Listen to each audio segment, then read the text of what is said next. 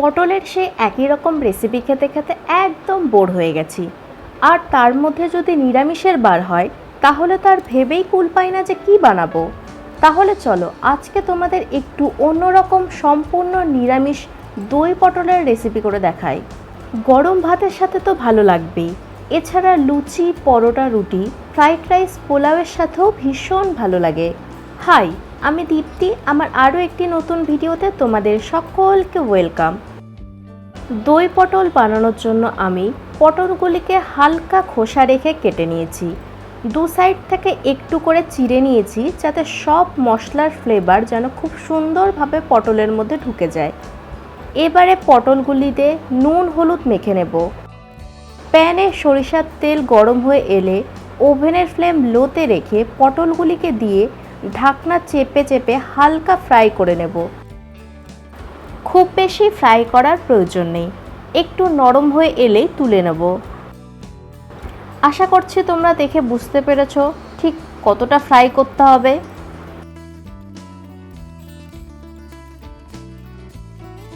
এবারে ওই তেলেই ফোড়নে তেজপাতা, এলাচ, দারুচিনি, লবঙ্গ দিয়ে দেব।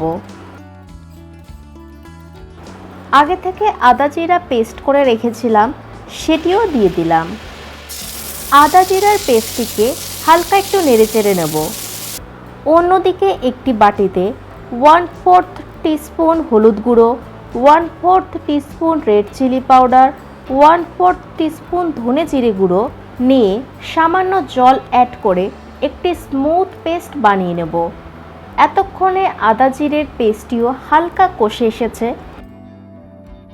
এবারে ওই করে রাখা মশলার মিক্সচারটি দিয়ে বেশ ভালো করে কষিয়ে নেব। যতক্ষণে মশলা কষতে থাকবে ততক্ষণে মিক্সিতে একটি পেস্ট রেডি করে নেব। তার জন্য কয়েক কোয়া কাজু বাদাম, কয়েকটি কাঁচা লঙ্কা আর 2 চামচের মতো টক দই নিয়ে একটি স্মুথ পেস্ট বানিয়ে নেব।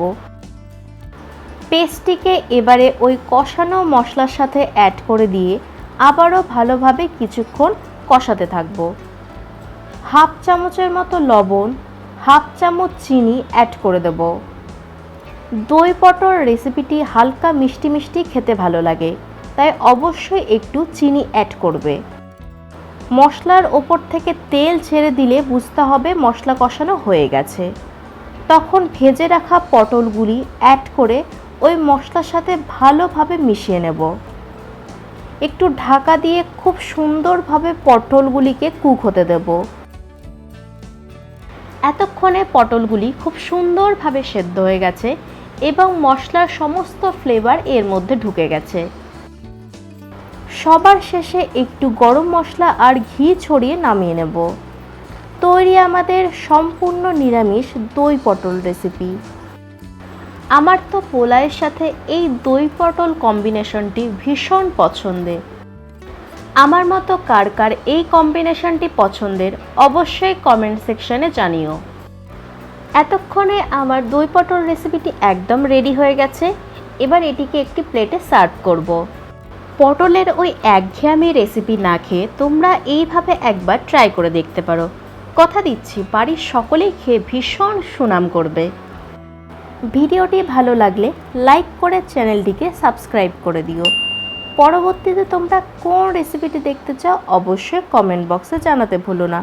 ভালো থেকো, সুস্থ থেকো, আবারও আসবো নতুন একটি ভিডিও নিয়ে। Tata, bye bye.